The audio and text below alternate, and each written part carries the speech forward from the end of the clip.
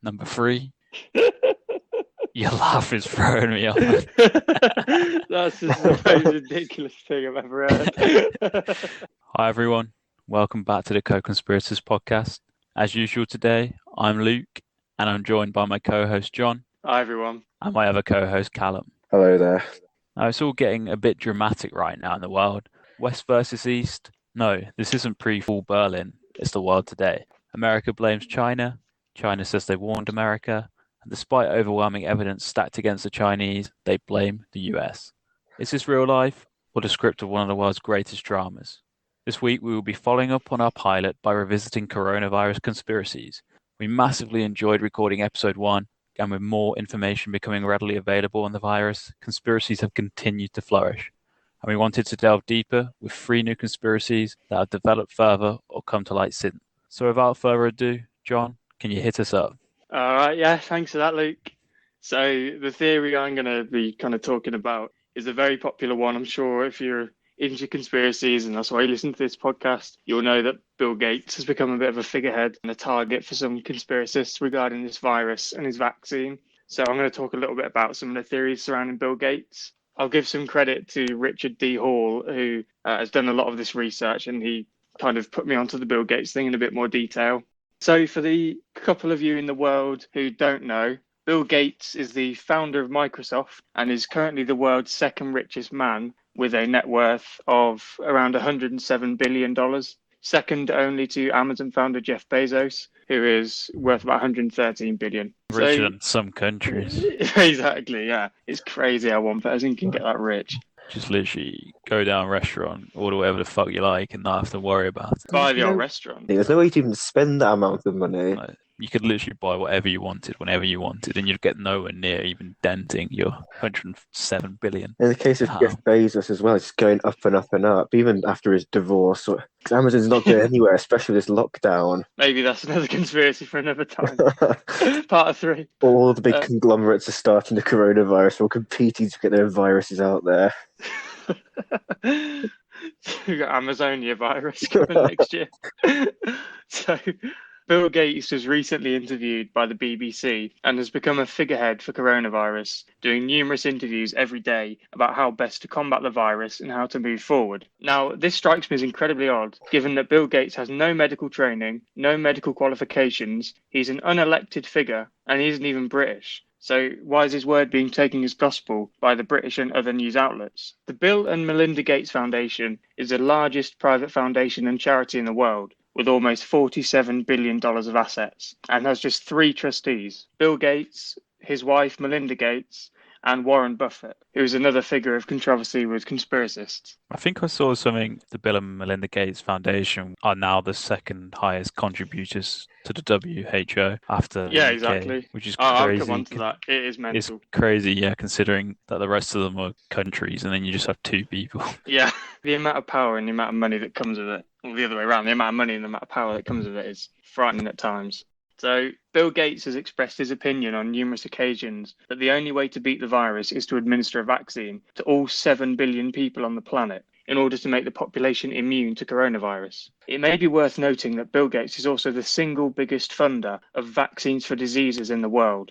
In his own words, a vaccine usually takes 5 to 6 years to be created, sufficiently tested, and then finally scaled up for mass administration. However, his vaccine for coronavirus is set to take 18 months, but possibly under 12 months if they're given permission to skip certain tests. Do you not think it's because they're desperately trying to accelerate it because of how much it's a crisis? I do think that's almost certainly the case, but I think if vaccines take 5 to 6 years for a reason, if the priority is saving lives, you'd get every vaccine out as soon as possible. So even though this is bigger than others, to cut kind of 5 years off the time seems worrying, seems dangerous. Is there any sort of evidence of what sort of tests they want to skip or which tests they deem to be less important? No, well, not from the interviews I've seen, but I suppose they wouldn't press him on something like that because people aren't interested, I suppose. It's probably out there. But you'd think this is a dangerous precedent, especially given there must be a reason why the vaccines usually take so much longer to create. However, much of the testing for vaccines is decided by the World Health Organization, or the WHO, and 10% of their funding comes directly from Bill Gates. Therefore, if anyone is going to have the power to bypass these standard testings, it's him. Many people have questioned his motive behind pushing himself to the forefront of the vaccine. One theory is he wants to depopulate the planet, and something in the vaccine will either cause harm directly to those who receive it or will reduce fertility. The so-called got a evidence. theory. Go on. So my theory is that Bill Gates has £107 billion, can't do anything with it, and he's a nice guy, so he's donating it to help save lives. That's what we'd like to believe. I think it says a lot about humans' nature and trust when people would rather feel like there's some ulterior motive than he's just got so much money he can contribute to a vaccine and wants to do a charitable act. So that's the altruistic way of looking at things. Given that we got someone on this podcast now who gave up, I'd say, solid 1% of their net wealth to a homeless man on a night out. I think humans can be altruistic. 1%. So the so-called evidence that this theory Bill Gates is looking to depopulate the planet revolves around Bill Gates doing the vast majority of his medical charity work in the 9 countries with the fastest growing populations. The Bill Gates presence in Africa can be said to have been contributing to the falling population growth in Africa. However, this isn't necessarily a bad thing, because as populations get more developed, they no longer need to have a large number of children to cope. So with his investment, you would think the population would naturally fall. I think a lot of government policy during developing periods is to get the population growth rate down to a sustainable level, because so many countries before developing have reproduction rates of 7, and to realistically stay developed it has to fluctuate around the 2.1 mark. It just seems like, say, these countries where you're doing the work, there's a bit of a catch-22 with this mortality rate and the fertility rate. Might not be enough food to go around, but they need to have enough children to ensure their survival. So but by creating more children, there's even less food to go around. Yeah, I think the people who think he wants depopulation mean on a global scale. A lot of places are supposedly at capacity in terms of resources. I think the planet as a whole can't handle another billion people, which may come in the next 10 years or so. But it's all based on estimates that you don't really know. If there's an extra billion people, then there's a larger market for this podcast. So. Exactly. Get the listeners up to 1,000,000,001.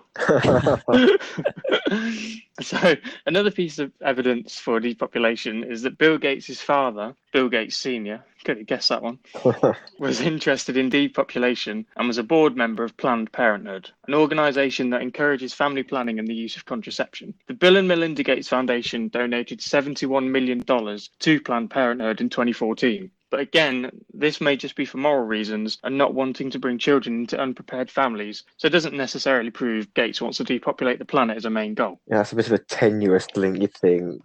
Yeah, I think that the only conspiracy there would be if his dad's on the board, is he prioritising giving them a bit of money? But that could just be to help him out. When he's got that much money to go around, what's a donation here, or regardless of board members? 71 million. But the main theory I want to discuss behind Bill Gates' motives for potentially fabricating the pandemic and pushing a vaccine needs some background to Bill Gates' Microsoft career to explain fully. So in 1980, IBM wanted an operating system to be used in their computers, and so Microsoft was tasked with creating one. But what they did was take an existing operating system called 86-DOS that was created by Seattle Computer Products, and they adapted it slightly to be used on IBM systems. So Microsoft bought the license for this OS and refused to give IBM exclusive use or rights to that operating system. They hoped this system would become the industry standard for computers, and that they could sell it to other companies to use on their computers and systems. And this is exactly what happened. They also made the OS easy for people to copy at home, so that everyone got used to using this system, giving other companies no choice but to buy it from Microsoft for their company too. This resulted in Bill Gates becoming a billionaire, as he earned $40 every time an IBM-compatible PC was sold with this operating system.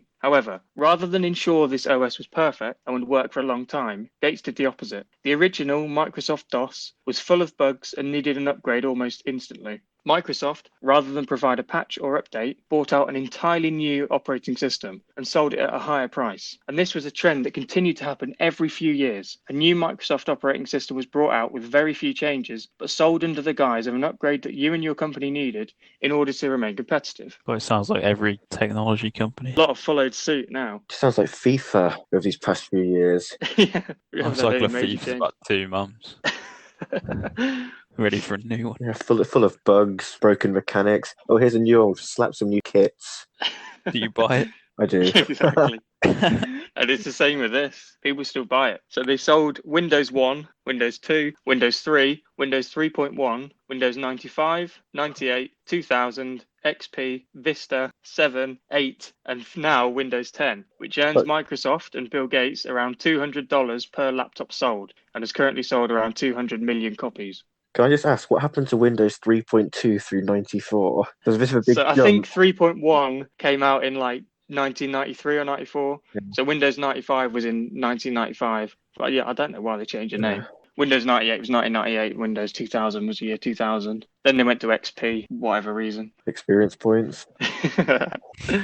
Makes sense. So, listening to all this, the modus operandi for Bill Gates and Microsoft is clear. Own the license for something that is easy to copy and mass produce and can be sold billions of times. The product can then be changed slightly once initial sales are high enough, and it can be sold to the same consumers all over again, billions more times. Can you see how a vaccine would perfectly fit this modus operandi? He wants to create a vaccine and own the license to it. Sell it to everyone on Earth, and then, if he sees fit, claim there's been a mutation, and then he can sell it all over again to all the same people, exactly like he did with Microsoft Windows. I was going to say, but I'm not sure if you're going to touch on this before. It's just a little passing comment I read about Bill Gates, him talking about the coronavirus pandemic. He referred to it as Pandemic 1. So I think this might fuel your theory. So when you think about other great events that have been numbered, say World War One and World War Two, before World War Two, World War One wasn't called World War One. It was the Great War. Yeah.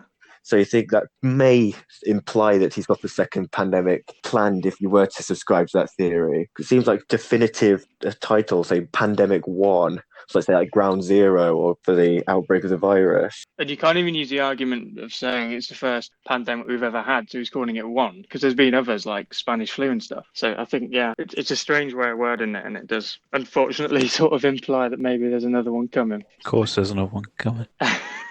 Hopefully not. Fed up with this already. As soon as the pubs open, we've basically Pandemic 2.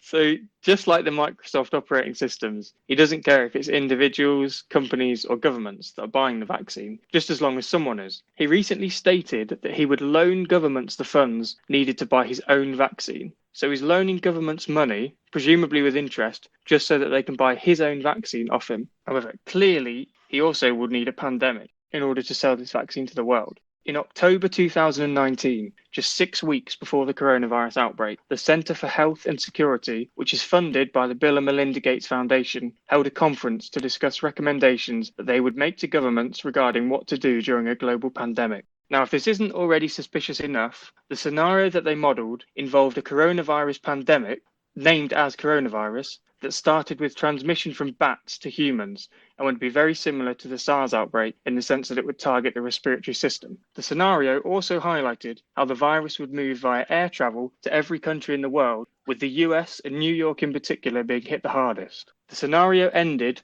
with the introduction of a vaccine after 18 months, but also noted the possibility of mutations in the virus, meaning further vaccines will be needed. Blimey.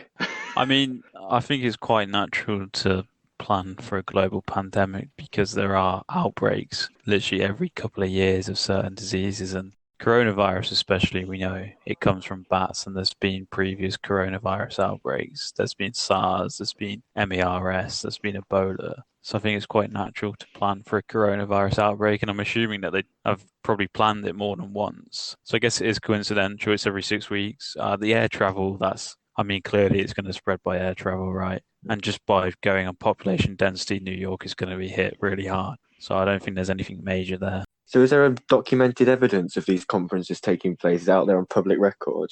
Yeah, so this is the thing I thought when I first heard it. I thought, it's probably not true. And then I looked it up, and you can find videos all over YouTube of inside the conference. And then if you go on the Centre for Health and Security website, you can find full details of the scenario, of when it was, of who was there. It's got the big Bill Gates thing as a sponsor, and it tells you all about the findings. So it is all on there. You can find it instantly if you type it in. It was called Event 201.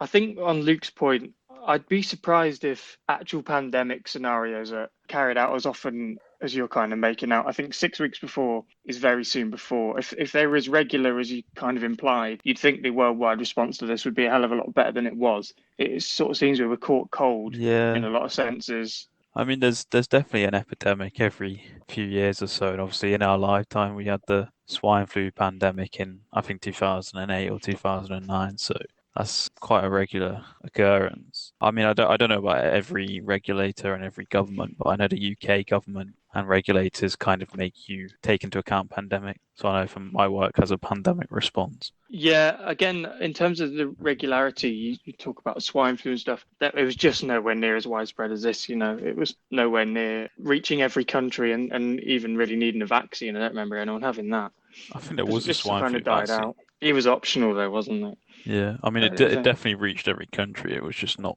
as deadly. Harder trips to transmit as well, I think, compared to this Yeah. one. Yeah, I think it was deadlier, which was why it died out quicker because it was just killing its hosts and dying with them. Anyway, just to reiterate, 6 weeks before the pandemic, Bill Gates modelled a coronavirus outbreak scenario called coronavirus and made recommendations based off this to governments and world leaders about how best to combat it. Now, don't know about you two, but this is so suspicious to me that Gates either knows a lot more about this outbreak than he's saying publicly or he's psychic. I think he's Now, psychic.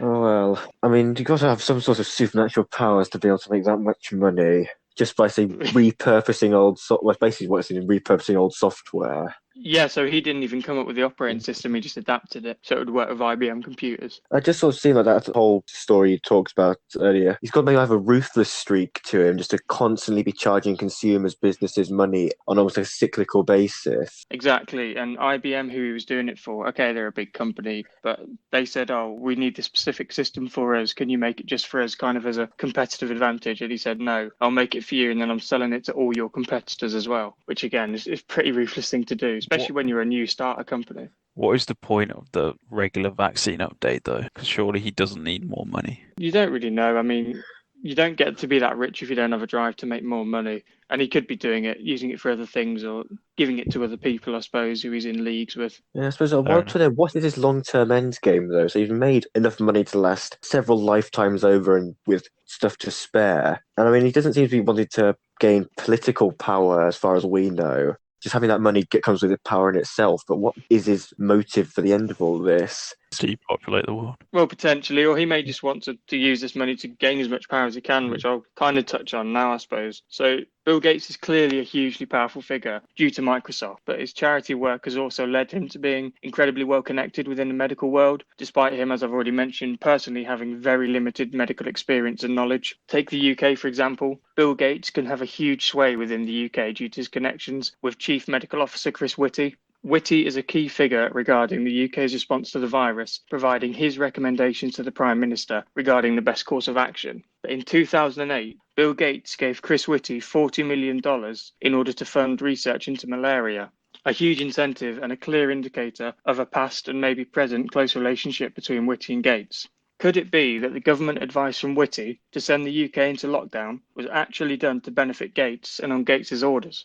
Well, you think we were quite slow to actually enact the lockdown process. I'm not sure whether it was to first go with this herd immunity, but that was also Bill Gates's. Well, I'll tell you, shall I, Callum? Please do. So, government advice regarding the lockdown already seems somewhat hypocritical and poorly thought out. We're told to stay as far apart from each other as possible and not leave the house. And then in the same breath, we're all told to stand out in the street, close to each other at the same time every week and clap our hands, the main carriers of the germs. We also entered lockdown later than most countries, which is because initially the UK's plan was to benefit from herd immunity by exposing the population to the virus and therefore building a natural immunity against it due to people's immune systems fighting off the illness. If this was the plan, there would be no need for a vaccine because people would already be immune, which wouldn't benefit Gates, clearly. Instead, however, the UK government opted for a lockdown. Exposure to the virus was limited as much as possible, and as a result, the number of people immune would be incredibly low. At the time of recording, 215,000 people have contracted the virus in the UK, which, adjusting for deaths, leaves around 180,000 people immune out of a population of 66.5 million. This means around 99.7% of the population would still require a vaccine, which translates to around 66.32 million sales of the vaccine in the UK alone. Again, a lot of things that the amount of cases doesn't represent the true amount of cases. Yeah, I suppose you got all the unknown It's not even couriers. close. It's probably not even 10%. I mean, even so, we're nowhere. Even if he sells Yeah. it to half the country, I don't think the government's main consensus was herd immunity. I think it was just discussed as an option, and as soon as the government realised that this herd immunity approach would cost like 500,000 lives, it was quickly shot down and lockdown occurred. But even given that, I think they were still saying for a long time, even in lockdown, herd immunity was a plan, and we'd have a kind of gradual lockdown release in order to. The plan was always herd immunity, but it was just herd immunity in a way that the NHS wouldn't be overwhelmed. So it was gradual herd immunity, so you expose people for a bit, so the NHS isn't overwhelmed. But now we're not hearing that at all. We're not hearing herd immunity mentioned. All we're hearing is a vaccine. It seems like there's been a bit of a U-turn. I think they realised that herd immunity would cost so many lives, whereas, for example, with swine flu, herd immunity, which, I mean, effectively was what the government went for with swine flu, herd immunity with that would have cost, I don't know, maybe 20,000 lives. Coronavirus is Well, we don't know how many lives it could have taken because you look at the differing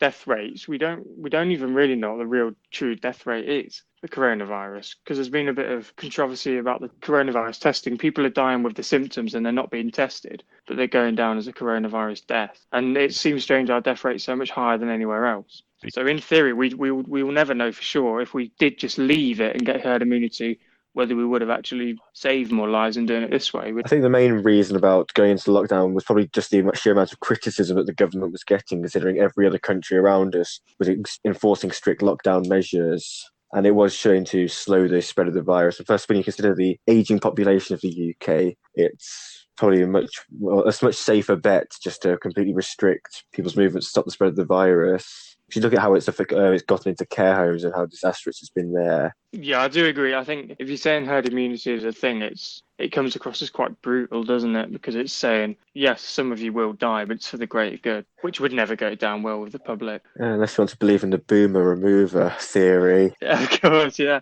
Throwing back to episode 1. I think in terms of the death rate and the differing death rates, that's solely down to the differences in testing. Obviously, the UK was only testing people in hospitals, so the death rate was naturally higher than the rest of the world. I think we've always known the death rate is around 0.5 to 1%. So ours is 10%. But like yeah, 11%. that's just because we were only testing people hospitalized. I think what the government assumed when they were discussing this herd immunity approach is, yes, a 1% death rate would wipe out 1% of the population, but the virus will not be that contagious. It will be like swine flu, where it won't spread as easily. And therefore, if you lose 1% of the population that catches it, you're okay. But quickly we kind of realized that this would sweep through the whole nation, and you'd end up losing 1% of 50 million, which would be 500,000, and that's just not acceptable. No, exactly. So on the face of it, this theory is all about money. Bill Gates can sell this vaccine to billions worldwide, charge whatever price he wants, because it will largely be the governments that pays for it, not the public, and then mutate the virus whenever he sees fit to sell yet another vaccine to everyone. However, there may be even more motives still for Bill Gates to produce a vaccine. He's already spoken about the use of coronavirus certificates to show that you've had the vaccine. Once you have one of these certificates, you'll be allowed to move and travel freely again and live a normal life. The use of the word certificates may be intentional, because despite being traditionally paper, they can also be digital, leading many to believe there could in fact be a chip inside this new vaccine. These chips may show digitally whether you've had the vaccine, and they may also include GPS quality so you can be tracked. This would come in particularly useful should there be a second pandemic and lockdown, because the government will be able to clearly track who's in lockdown and who isn't. Microsoft were late to the mobile phone market, and human chips have long been talked about as the next generation of mobile technology. Gates may look to not miss out again, and in fact gain license to this new chip market as quickly as possible and becoming the market leader. The difficulty comes with letting the public know about these chips. Should they become voluntary, the numbers would likely be low of volunteers, so they may be implanted into the vaccine instead in order to justify the vaccine's price to governments, as the chip itself can act as a tracking and a control device. To conclude, the vaccine could mirror the business model of Microsoft that Bill Gates made his billions from. He has more than a passing interest in the virus at the moment and is held in suspiciously high regard by medical officials and reporters for someone with no medical experience. Could it be that he's behind the pandemic for his own game and to help implant chips into the public in order to aid government control, or is he simply a psychic trying to help? Guys, what do you reckon? I say lots to unpack there. You think of Bill Gates, you think altruistic. Yes, he's made a lot of money, but it's all you think it's all been from good cause. He wants to help the world with his work, with his foundation, especially for malaria in these less economically developed countries. But then this whole other side of him, where he's releasing a virus for potential population control, is very Thanos-like. I know. But then when you consider all of this research, I mean, maybe complete coincidental evidence rather than hard facts, it does raise some suspicions, raise a few eyebrows here and there, especially predicting the almost exact spread of the virus from its point of inception through to the most hit areas. Just 6 weeks before the actual pandemic really kicked in. Yeah, it's That crazy. gets to questioning. I think on the subject of him being altruistic as well, something I read but I haven't written down. Basically, somebody studied all the investments he's made in terms of his charitable donations and what they've been into, and they actually think he's made more money out of them than he's put in. So maybe they were actually just savvy business investments. So with things like malaria, he invested a lot into that, but he makes a portion of the profit from all the malaria nets sold and things like that. Oh. So actually, there's a lot of people who think his charity things are just sort of a mask for just another business opportunity that also boosts his profile. That's the thing with lots of these charities that are set up do tend to be front, see the amount of money the executives get compared to the actual money that goes to the people they're supposed to be helping. So, Exactly. Do you think- Oxfam came under fire for paying its CEO like more than most of the FTSE 100. Do you think this smart businessman is that stupid that he'd openly have a conference on coronavirus 6 weeks before coronavirus started, or do you think he's just that obnoxious? He just wants to tease everyone. if we subscribe to the villain theory, I think it's the latter. So it's like revealing the plan to the protagonist. Yeah, but anybody who ever brings it up, it's like the old. There's so many different conspiracies where the evidence is supposedly out there in the open, but no one will listen to it. Everyone always gets written off. So I think he knew full well no one would read it. I mean, no one's aware of Event 201. No one knew it happened, despite the fact there's websites with it, official government websites with it. It's all over YouTube. If you ask anyone out in the population, I guarantee 0.00001% of people even know it happened. So there's no real risk. And then if anything, it will work the other way because he'll say, "Well, we've been planning for this because we knew it was an inevitability. That's why we're so well prepared with this vaccine already because we've been planning for it." It doesn't necessarily mean they did it. It can easily be spun the other way, I think. I suppose planning for a vaccine for a virus it would suggest that they've had a hand in creating the actual pathogen because the vaccine wouldn't be readily available instantaneously unless you knew the exact genetic makeup of the virus. Which is why I suppose he's saying a year at the earliest for it, when in fact it could be ready now. We don't know. I suppose people wouldn't want to be questioning Bill Gates given how highly regarded he's held in the public eye, given he's just seen, like we said, very altruistic amounts of money he's donated to his various charitable organisations. In fact, he's given computer access to billions of people through his first company. But people wouldn't want to question that, which just maybe feed into this whole Masterplan villainous motive of him flaunting the coronavirus pandemic to the unknowing public, just think they're gullible fools while they still eat out of his hand when he's talking, by not being very qualified medically. I've got a question for you, John, on the theory. Oh no. So obviously this theory kind of relies on Bill and Melinda Gates Foundation being the ones to find the vaccine. Yeah. Currently, as far as I'm aware, I believe the leading vaccine producer is looking likely to be the Jenner Institute from the University of Oxford, of which the Bill and Melinda Gates Foundation funds in no way. So do we think that just as they're about to crack the vaccine, Bill and Melinda are going to come out with their own, that they've been stockpiling all these years? I think it could be spun either way. The Bill and Melinda Gates Foundation could do that, or in the next few weeks, you might hear of a partnership between the two. Aggressive takeover. Yeah, possibly. Or it could just simply be a case of they're funding it behind the scenes and they don't want to fund it publicly. But when Bill Gates, is constantly talking about he's the one's working on it and he's the one kind of pushing that agenda, it would be surprising if he wasn't working on a vaccine as well. So I'm confident he's involved in some way, whether it be You're he's confident donating personally. privately. Oh, very, yeah. Fair enough. I've spoke to him recently. Or Microsoft tech support. Yeah. Right, should we round up with some ratings then?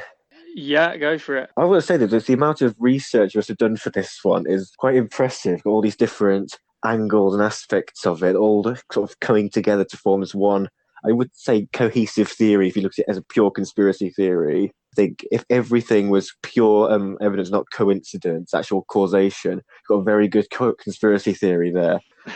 So unfortunately, this obviously in reality it's not the case. It's been just because you don't even want to think someone is so heinous to basically plan a global outbreak of a virus for money and population control.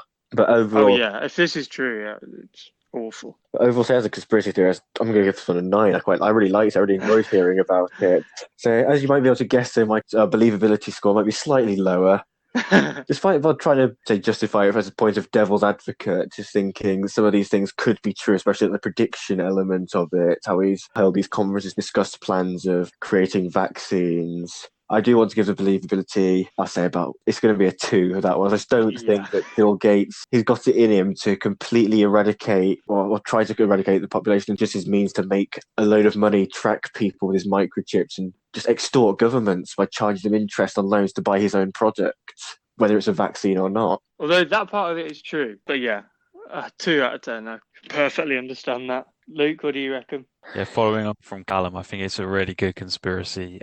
The second richest man in the world leading a plot to make more money, starting a virus, and gaining personal control over the whole world by doing so. For that reason, I'm going to give it an 8.5 out of 10. Nice. The believability, again, copying Callum, I prefer to believe that it's way more likely that Bill Gates is just a guy who has a lot of money and sees that he can do good with a lot of money without actually damaging his personal wealth, and so is therefore choosing to help fund the vaccine, one of the greatest global crises of all time, rather than the fact that he's got some ulterior motive behind it. Also, I feel like this conspiracy around Bill Gates clutches at straws. On the one hand, you've got people like, yeah, Bill Gates is doing it because he wants to depopulate the world. The next, you've got, oh, Bill Gates is doing it because he wants to put microchips in everyone and track everyone. And then you've got the other people saying, oh, Bill Gates is doing it because he wants to make a heck load of money. Believability, I'm going to copy Callum and go for a 2 out of 10.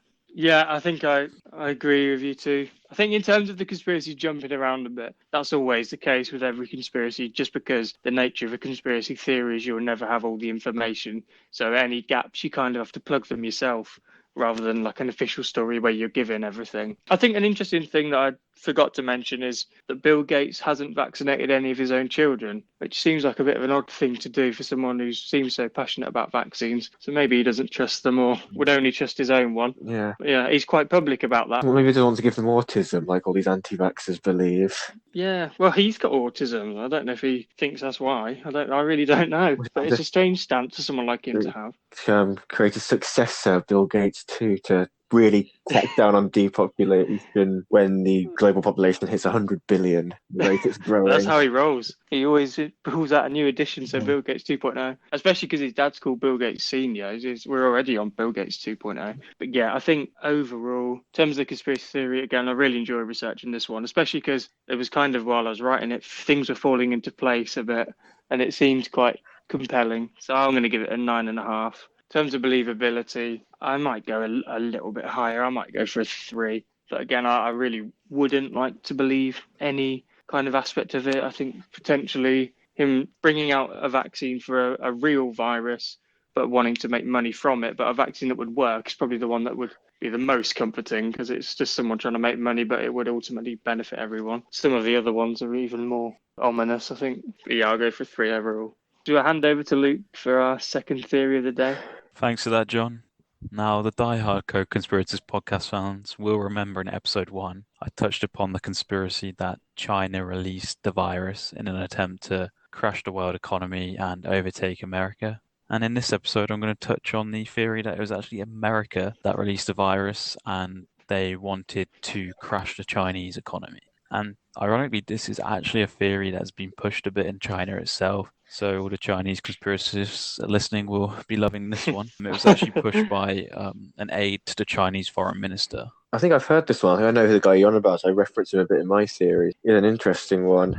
Yeah, it's quite a well-known one. And honestly, I'm surprised by how much it actually has weight to it. I'm not necessarily saying that it was America who brought it to China, but what I'm going to mention kind of gives weight to why it started in Wuhan. And that is the idea that the virus was brought to Wuhan by the American military during the 2019 military games that were held in Wuhan in October and November. And given that this military games where people gathered from all around the world happened in October and November, and the virus started around October and November, it's probably a realistic time for the virus to be at the beginning stages. Yeah, I don't know if you're going to touch on this more, but has this not backfired massively on the US? I mean, yeah, it definitely has. Don't get me wrong.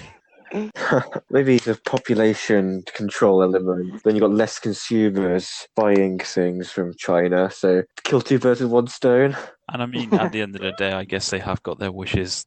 The Western attitude has kind of turned away from China. China's the villain in all Yeah, this, definitely. and I think after everything kind of goes back to normality in a way, there will be this shade over China. So yeah, this aide to the foreign minister in China was arguing that the American military brought it over during the 2019 games in Wuhan, and they say that America had the virus first. And it was spreading in America before it came to Wuhan, and people dying of influenza in the USA were actually dying from corona. This theory could suggest that despite China having cases recognized first, they didn't actually have it first. They were just the first to spot it and mass test it. So whilst we were seeing a rise of cases in Wuhan, the same was happening in the USA. It's just that Wuhan spotted it and policy was enacted to control it, and tests were happening to confirm there was coronavirus in Wuhan. This could actually be why China ended up with just 3,000 deaths, and America is on course for over 100,000, because China spotted it while it was spreading at the beginning, and America just didn't. I suppose the only issue with this is then you have the new question of, well, where did it start then, and how did it start? I mean, I guess this theory isn't actually suggesting that America made it in a lab and purposely brought it to China. The thing that I find most interesting about this theory is the idea of one country bringing it to Wuhan, not necessarily America. I think China wants to pin the blame on America, but this military games could easily have brought virus to Wuhan. Could have been anyone, Exactly. yeah. There was me thinking that America brought over a big vat of coronavirus, released on the last day just as they got on the plane. I think this theory could develop into that, and I'm sure there are plenty of Chinese conspirators who do believe it was actually manufactured in America and brought to China. And I mean, to our Chinese fans out there, if you want to drop us a comment on any conspiracies you guys have, would love to hear them. I do actually remember hearing, which kind of ties into this, kind of doesn't tie into this, a few days ago that France say they had a confirmed case back in November. Exactly. I'm actually going to touch on that. Oh, okay, cool. So one thing that we do know is that when coronavirus did officially start in the USA, the Center of Disease and Control, the CDC, infamously messed up testing, and it was nigh on impossible to have access to a test. Essentially, in America, and to be honest, most of the Western world, including our home country to the UK, the criteria was you must have been to China or Asia and you must have symptoms. This made it almost impossible for us to see any cases that weren't from China. So we would never know if anyone who didn't travel from China had the virus. If someone, for example, in London had the virus but hadn't been to Asia and it was spreading around in London, we wouldn't find out just because we weren't testing these people. To me, it seems quite odd this was the criteria. I agree. Looking back, it's really weird because they were even saying if you've got all the symptoms, but you haven't been to Wuhan specifically, don't worry about it because it's probably someone else. Exactly. We kind of ruled out seeing this virus from anywhere apart from Wuhan. But I suppose they could only really act on the evidence they had, which may have been tenuous. But it did point to these wet markets and the fallout from that situation was the most likely. There's been memes now like the bat soup.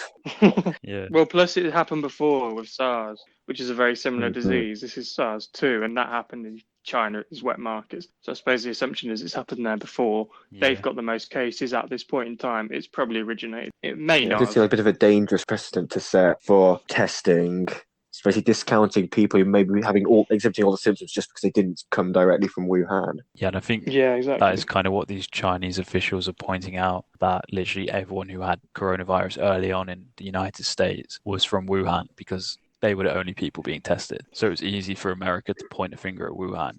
But whether that was actually the case, that all their cases were coming from there, we don't really know. You could spin it the other way. You could say that they were giving that advice. Say the UK and the US knew about this, that they brought it over to Wuhan. Maybe if they knew that they'd brought the virus over to Wuhan, they could still give the advice, only need a test if you've been to Wuhan, because they know that it's originated there, but from the US kind of thing. Exactly. An insurance policy for if it was America that created it, there'll be just outcry to just prevent anyone from finding out. It's a bit of a cover-up. So as John did mention, France recently confirmed there was a virus case in late December. Before that, we kind of thought the first virus in the US and Europe was late January. So this adds weight to the fact that the virus was around in these areas before it became commonly known as the Wuhan virus. And to shout out my alma mater, researcher Francois Bourlou of the University College London Genetics Institute pulled viral sequences from a giant global database from scientists around the world and found that the virus had been in the US and Europe months before the first reported cases. So as I've kind of mentioned here, maybe it was just merely a case of Wuhan being the first to properly test for it is why it's ground zero. And it could have been ground zero elsewhere, but it just wasn't tested and it was put down as influenza. Do you know how they know this? How can you know that someone had it in November, given that news came out in like April? Because there wasn't tests around then. Yeah, I'm not. Because they hadn't made it yet. Not entirely sure, but it's come from analyzing viral sequences from shared global data on a giant global database. So maybe some kind of DNA from people who were suffering from influenza at the time. I suppose there's two ways you could look at it actually that kind of explain it. They could have just kept the swab from November and then tested it again. Yeah, exactly. Or the slightly more difficult one, they could have done that antibody test thing for the person who had the symptoms but has since recovered, but they could have picked it up between November and the test. Yeah. So probably the most likely is they kept the swab, I guess. Yeah, so for the case that John mentioned in France, they had kept the swab. And this was, as mentioned, in late December of 2019. And this was someone who had not travelled. And hence we can confirm that French community transition was way back in December, when originally we thought it was in February. So corona could have been brewing in France, like in Wuhan, but was obviously unnoticed because it wasn't tested for. So instead of stopping it like Wuhan, it spread quietly.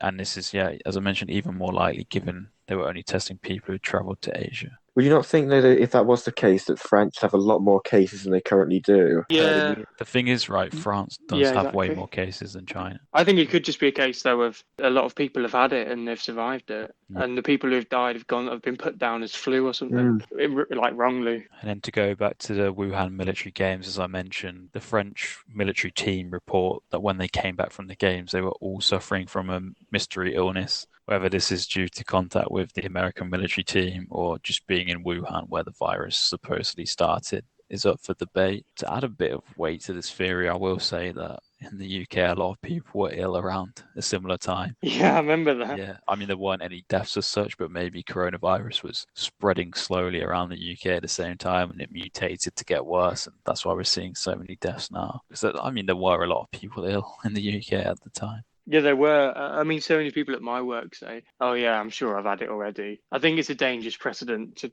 move forward with because if you're going around with a false sense of immunity, you might take more risks. Exactly, yeah.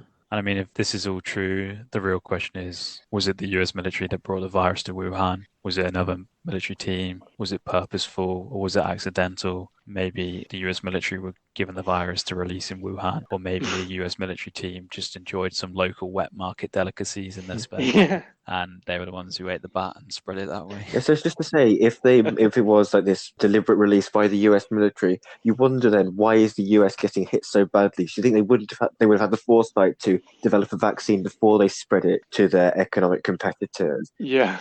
I mean, you'd like to think so, yeah. Which is why I guess maybe people might want to prefer the theory that it was accidental, but it did come from America. And one of the people in the military games team mixed up the bottles, probably. One had coronavirus in, one had air freshener in. He sprayed all the air freshener in Wuhan, sprayed all the coronavirus in. You'd like to think that these laboratories where the viruses may or may not be manufactured have more stringent security protocols than getting mixed up with air freshener bottles, but you never know. Don't rule it out. The rationale why America would want to do this, I mean, I'm sure we can think of plenty of reasons. One look at their president's response shows that they're trying to pin it on China one way or another. Their president's really pushing the idea that it's from a Wuhan laboratory, and I mean, he's claiming he has evidence of that. So he wants. And he's calling it the Chinese virus. He definitely wants it to be the. I think that calling it the Chinese virus maybe more of a political tactic rather than directly pinning on it. But then saying in his press conference, "Yes, I've seen evidence that it came from a Wuhan laboratory," which I think coincidentally directly contradicted his intelligence team's briefings on the same day that they'd concurred with the general scientific consensus that it was from natural causes in wildlife that started the virus. Maybe Donald Trump just wants payback for the 1958 Hong Kong flu that killed 1 million people worldwide. Actually originated in China. Just for Hong Kong. You never know these days. You could argue if this theory was true, coronavirus has actually been successful in doing so. Without doubt, China's going to see a huge drop in exports after coronavirus is over. And also, without doubt, if any country has the financial and scientific means to carry this ploy out, it would be America. America has a motive and there's power to do so. And what do you guys think overall? I suppose also maybe Trump politically has a motive as well. He's built his whole campaign on being very critical towards China, and he's been whipping up American-made manufacturing rather than buying products from China, hence fueling his whole trade war with the country. So just from a personal standpoint, with the elections coming up, to further tarnish China in the eyes of the Americans could be seen as a political win for his supporters. Exactly. The thing that bothers me most about this theory is, of course, how fucked America's ended up being. But the thing that really does add the most weight to me is the fact that they were only testing people coming back from Wuhan, despite if you had all the symptoms. That really does kind of strange, isn't it? Yeah, because Smacks of an Like a underestimation. massive oversight. it does, but it literally meant there was no way the virus wouldn't be pointed to Wuhan, because it would never be found out it was coming from anywhere else or there was any community transmission, just because you simply could not get a test. Yeah, I suppose if you want to subscribe to this theory specifically, the much more believable angle is the accidental release. So it's American military, they didn't know they were carrying it when they went to Wuhan for these military games, rather than the air freshener argument where the bottle of coronavirus was very similar and had the same delivery mechanism as your Glade or your Febreze. Like a military guy, the unlucky one, just had a lack of concentration, so to spray himself with the wrong one, and the rest of his history. But I mean, if you go down the accidental route, you can, of course, pin the blame to any country, as there were a number that went to these military games. I've heard just a tiny few things about maybe it didn't originate in Wuhan, but nothing in any of this sort of detail. And it is quite compelling in places, the fact that there were cases way before. And I mean, even now we're having trouble in terms of tests, because if you look at, you're only going to get as many positive tests as you have tests, if you know what I mean. So if Wuhan were the first place to start testing, then they're obviously going to have the most cases first, and vice versa. If the US were delayed and later to testing, then they're going to appear as if they had the virus later, even if they didn't. So I think it's got legs there. So yeah, in terms of the overall conspiracy, I only give it an 8 out of 10. I think it is a very good conspiracy theory. In terms of believability, I think if it was intentional, again, you look at how badly it has backfired on not just the US, but everywhere else. And if it were to ever to get out, it wouldn't turn everyone's backs against China. It would turn everyone against the US, which is quite a risk to take. But if it was unintentional and they brought it over, could have been cases in the US. I think it's a possibility. And just Wuhan were just better equipped and started doing testings first. So believability, I'll give it, just on the fact that it didn't originate in Wuhan and originated elsewhere, I'll give it a 4.5. It's quite a solid rating. Thanks, John. Yeah. When you first presented this theory, I was ready to completely debunk it, because had it in my head you were going to go along the angle America deliberately brought it over and spread it around. So there is no way, given the amount of fallout they've had in their country, they wouldn't be able to actually then present the virus or the vaccine to their allies. But then when it did develop, it got a lot more interesting. You think this accidental spread coinciding with the military games and the lack of tests or the oversights with the testing protocols, just testing from Wuhan, does make you think that it was not a strategy for deliberately releasing the virus, but as a cover-up, that America may have been the place where the virus started accidentally. So I really quite like this one. Those events do fall into place to just adds a bit more of a good believability element to the conspiracy theory. So I'm going to follow on with John's rating and actually give it an 8 as well. And so similarly for the believability, maybe I'm going to go slightly lower and give it a 3, just because I think there's the evidence that I've found in my theory I'm about to present may put more or cast more aspersions towards the Wuhan laboratories and everything that went on there. But overall, I really liked it.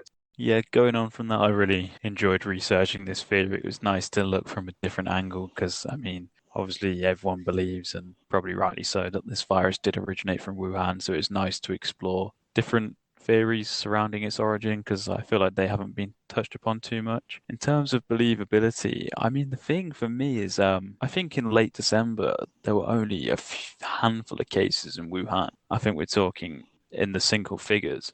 And at the same time, there were these people in France who were going to hospital for coronavirus, and we just didn't know at the time. So France could have been at the same stage as Wuhan in late December, which to me kind of blows my mind. But in terms of its overall believability, maybe I just believe that this France team that came back from the Wuhan military games had caught it there and brought it back to France, and that's why there was some transmission in France itself. So overall, I'm going to give this 5 out of 10 on believability. Quite a high score there, as our believabilities go. It is, yeah. I did believe this one the more I delved into it. I still obviously strongly believe it originated in the wet markets, but In pesky pangolins. yeah.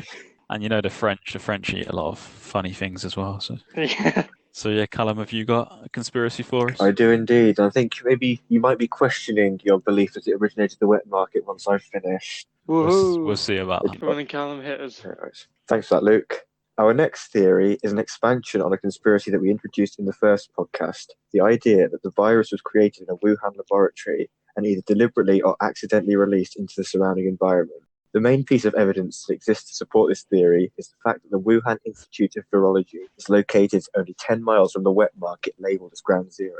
This is the only level 4 laboratory in China, which means it has the highest classification of biosafety precautions, designed for work with agents that have no available vaccines or treatment, where transmission to humans could be fatal. Key areas of research to emerge include work examining SARS-like coronaviruses, finding that horseshoe bats are presented with over 300 different sequences of coronavirus strains. Despite being subjected to the highest levels of biosafety, these standards are not regulated by any official treaties, which may lead to safety discrepancies when comparing between different sites. For a bit of context, as we mentioned in the first podcast again, about the smallpox samples being stored in laboratories in Russia and the US, these are also biosafety level 4. So it gives you an idea of the severity of the pathogens that they may have been housed in these facilities. Interesting. Since our first podcast a few weeks ago, this theory has received substantially more attention from mainstream media outlets, fueled no end by President Trump's revelation. In a typically rambling statement, he accused the WHO of running public relations for China and directly contradicted his own intelligence service, who had released a press briefing that they concurred with the wider scientific consensus that the virus originated from a natural source. So I think Luke touched on this earlier. Trump's definitely looking to point the blame at China, but it doesn't really seem like he has any concrete evidence he's willing to disclose with the press. I was just going to say it's them, and he knows it's them, but it's not actually going to tell us why. Yeah, I think in his statement he just said, yes, I have seen evidence, but no, I'm not. It's not the right time to reveal it. Can't keep it secret. At most of his press conferences, he's just saying words around the topic area. So also following on from a bit on Luke's theory, on the flip side, certain Chinese dignitaries have tried to divert the responsibility back to America, with a Chinese foreign ministry spokesperson, Zhao Lijian, accusing the US military of bringing the virus to Wuhan. Despite this mudslinging back and forth between China and America, the most widely supported theory is the fact that the virus occurred naturally, most likely originating from bats or civets that were then sold and consumed at the wet market in Wuhan. What about pangolins? Civets were SARS 2003, mate, or pangolin fancy.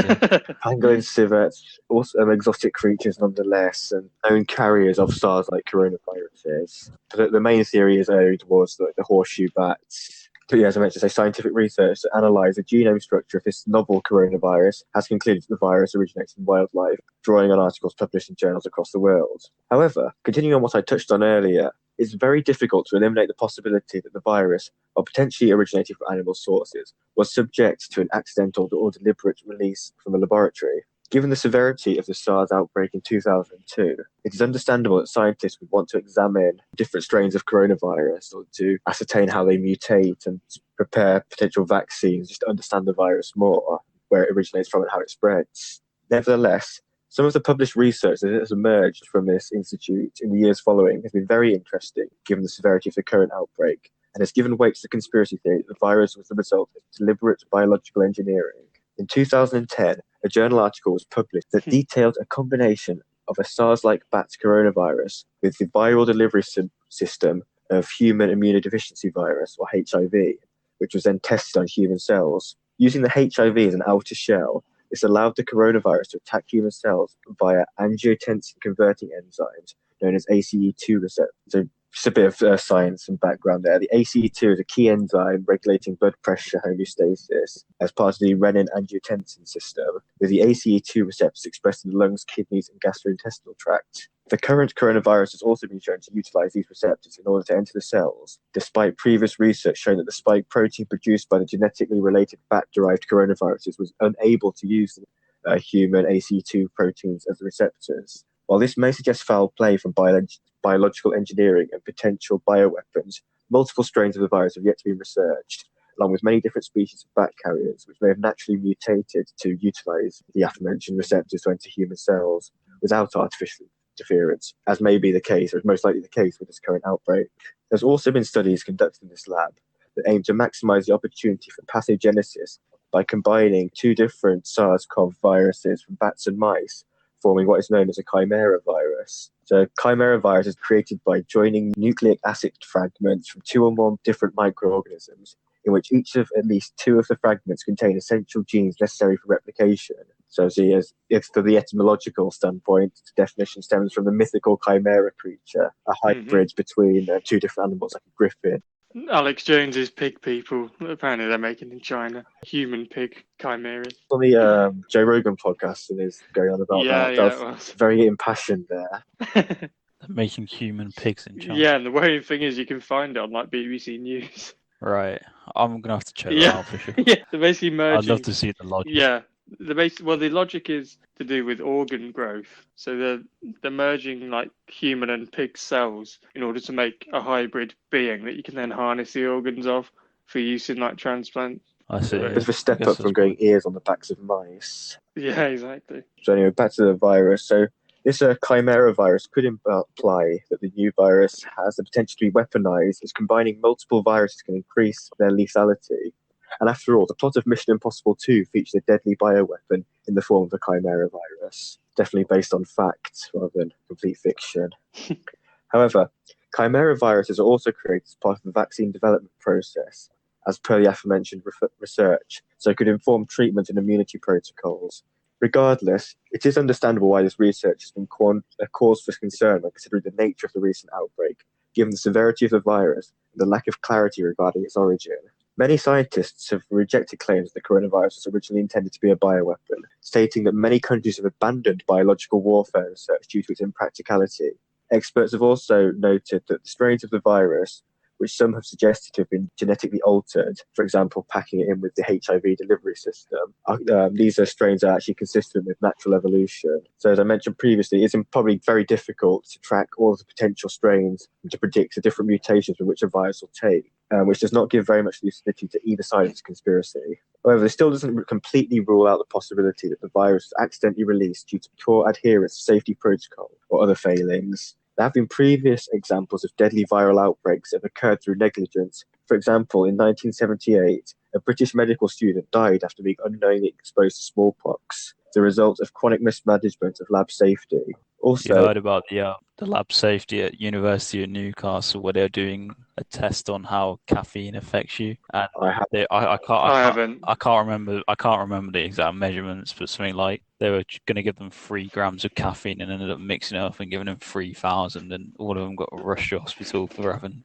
ridiculous amounts of caffeine. Oh my god! They would nearly die. They got mixed up between grams and milligrams, and just no one got the fact that they're heaping spoons of probably crushed up Pro Plus pills. God, you'd been running a marathon in 10 minutes. You're absolutely buzzing around a month.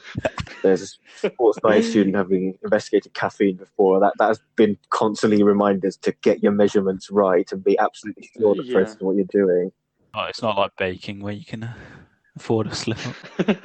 Another lab safety incident occurred in the US in 2014, where the FDA found hundreds of vials of unclaimed virus samples in a cold storage room. Following testing, it turns out that 6 of the vials contained strains of smallpox, which was supposed to have been eradicated in 1980. In fact, a few of the vials actually had leaks, but luckily none of them were the ones that contained the smallpox. One thing for certain is, after all this has happened, after all this has passed, then whether or not it was accidentally released from the lab, they have to surely not be using air freshener bottles as the virus bottles. You're asking for trouble. As much as we're trying to be encouraged to cut down our use of microplastics, recycling air freshener bottles might not be the most effective solution when you're dealing with level 4 biosafety viruses. Just use them for the level 3s. Just under the coronavirus, it'll be less of an epidemic risk. And if you accidentally decide to freshen up your room with the wrong bottle, it might not be deadly. But anyway, relating this back to the potential outbreak, the Washington Post reported that officials from the US Embassy registered concerns about inadequate safety at the Wuhan Institute, citing information about scientists performing risky research on bat-derived coronaviruses. This speculation suggests the potential for a SARS-like pandemic, given the potential for human transmission, was the virus ever to escape from containment. Naturally, Chinese officials disputed these claims, stating that the WHO had declared there was no such evidence that the virus was produced in a lab. In an interesting turn of events, both French and American scientists had helped to set up this lab and had contributed to the implementation of safety protocols before the research into the coronavirus had started. So, despite Trump's claims, the US may not be entirely absolved of blame, was it to have emerged that the Chinese were following US safety protocols, which caused the virus to be accidentally released into the environment. So now, given that this conspiracy theory has been thrust into the mainstream, one might think that it loses its credibility as a true conspiracy. Far from it.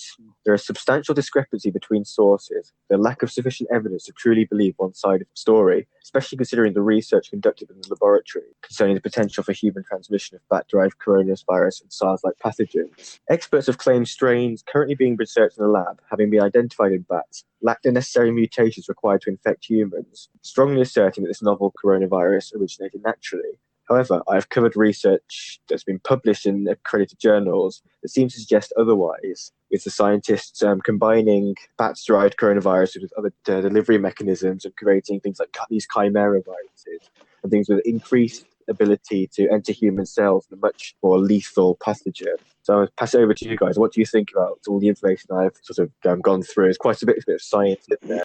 Yeah, I think there's a hell of a lot of information in there, a hell of a lot of kind of science behind it. I think it's not even a conspiracy that there's biological labs and stuff that deal with quite dangerous chemicals and even diseases, as you touched on with like smallpox and things being discovered. And so there's always going to be potential for it to spill out.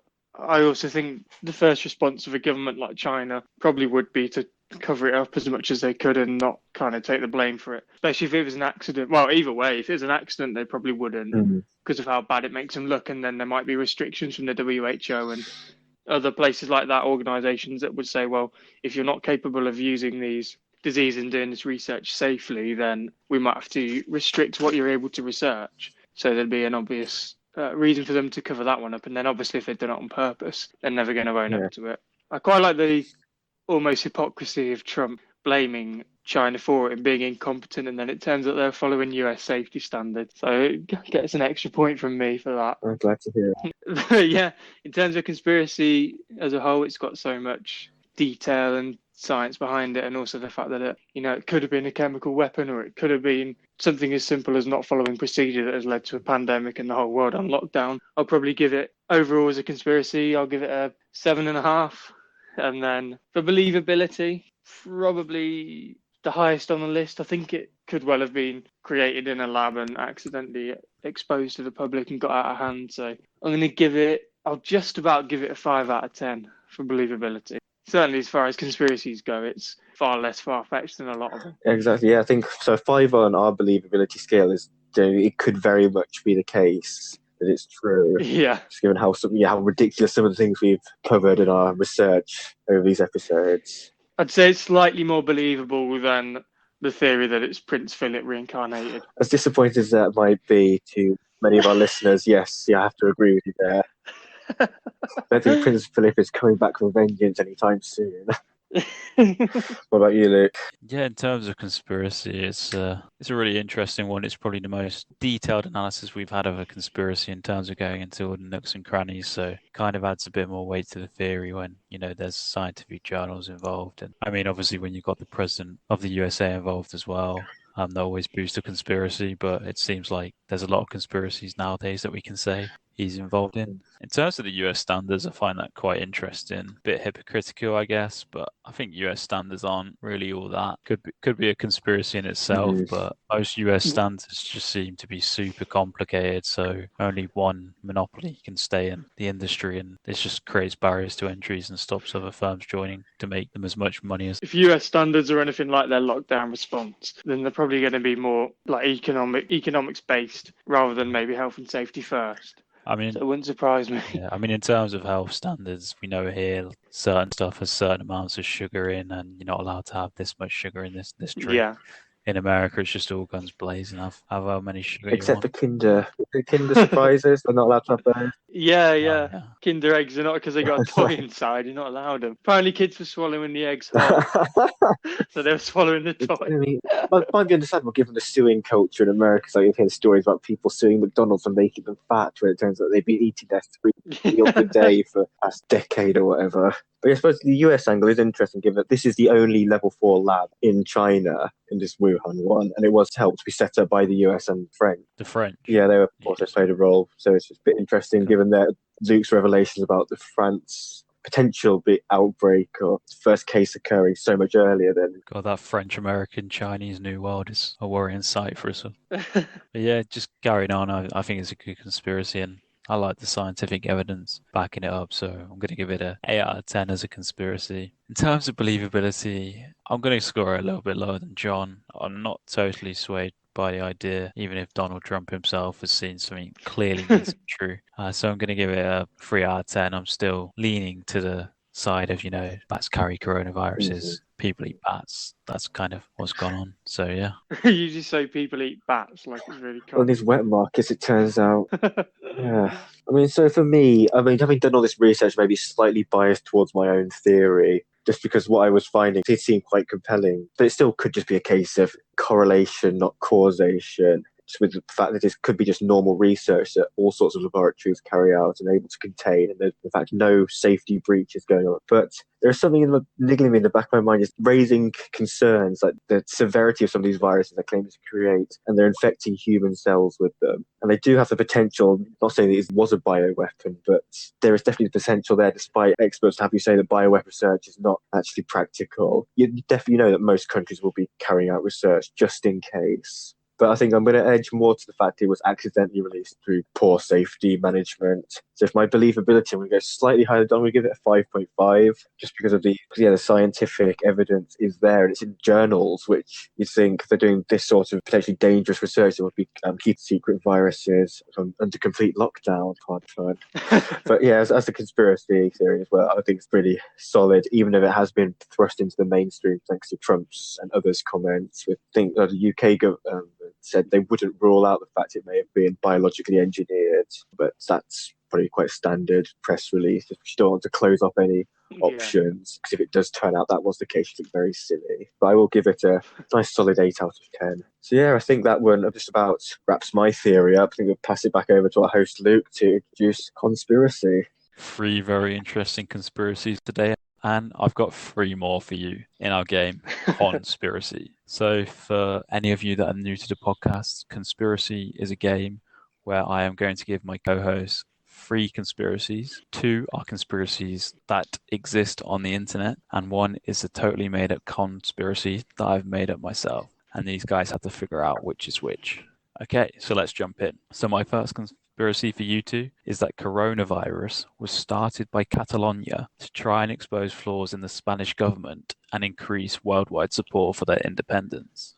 Number 2, coronavirus arrived on Earth via a meteorite from space that burnt up in China last October. Number 3, your laugh is throwing me off. That's just the most ridiculous thing I've ever heard. Number 3, coronavirus was started by university students fed up that there was never any hand soap in toilets to ensure a steady stream of toilet hand soap into the future. So we've done well there to make one up and to find 2 that are equally ridiculous. So it's quite throwing me off quite a bit. That's what I went. I went for two that could easily be made up by me. I'm looking at it is if you'd made up the meteor one, it's so obviously an outlier even for those ridiculous ones that I don't think you would have put it in. I think it's too obvious. So I think someone must have So said I'm that. inclined to agree with that as So well. I'm ruling out that one as a lie. So I'm going to say that's true. It's what are the Catalonia others? independence. The Catalans. God, again, how badly out of hand has that got? I mean, would they have the means, a small little independent nation under the vice-like grip of the Spanish government? Yeah, you'd think not. But again, it's just one person has to have said it They're not too online. busy rioting to be creating virus. Yeah. And then what was the third one? Sorry. The third one was that it was started by university students fed up that there was no hand soap in toilets to ensure a steady stream of future toilet hand soap. Could this have come from Luke's mind? I mean- He's got a history of being a student activist. Right, I'm just going to put my neck out and make a guess. I think you made up the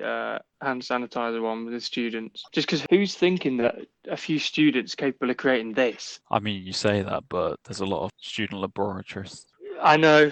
Don't make me change my mind. I'm sticking with it. Junior doctors also coming into the force, so to add to this potential conspiracy, they're really desperate to be getting on the front lines. They engineered the virus to give them some employment early. I mean, it's literally the opposite is true. They moan about how overworked they are, so they just make their jobs 100 times harder for making this virus. Are they though? Because all the things I'm seeing of nurses and doctors doing TikTok videos, especially overworked. But Dave, John's going for the student one. I'm erring slightly towards the Catalonian independence one is the false one. Just because, I mean, who is making the link between Catalonian independence and destabilize the entire world just to raise awareness for their cause? I can confirm that one of you is correct. Hey. There was actually a meteorite that burnt up over China in October last year, and that obviously led to conspiracies that the virus started from space. I can confirm that it is Callum that is correct. I have made up the theory about Catalonia starting the virus to increase support for their independence. In terms of the university student conspiracy, I'm not going to say it was a major conspiracy. It is one that I found. I believe it was more of a... I believe it was more of a joking one, but I'm not going to lie. If I was asked if someone came up to me in the toilet in university and asked if I support this, I'd go for it. I'm fed up of never having any hand soap in the toilet. All right. Well, congratulations, Luke. Just because you didn't fool us both, I think that goes down as a win for I will conspiracy. take that I'm as 2 a for win. 2 now on ones that have actually fooled someone. Oh, nice one. And that nicely rounds up the episode. Thanks everyone for listening. We hope you enjoyed our part 2 on coronavirus conspiracies, and we had a lot of fun recording it, and we hope you had a lot of fun watching it too. For now, it's goodbye from us. Goodbye. Goodbye. Goodbye, and keep challenging the status quo.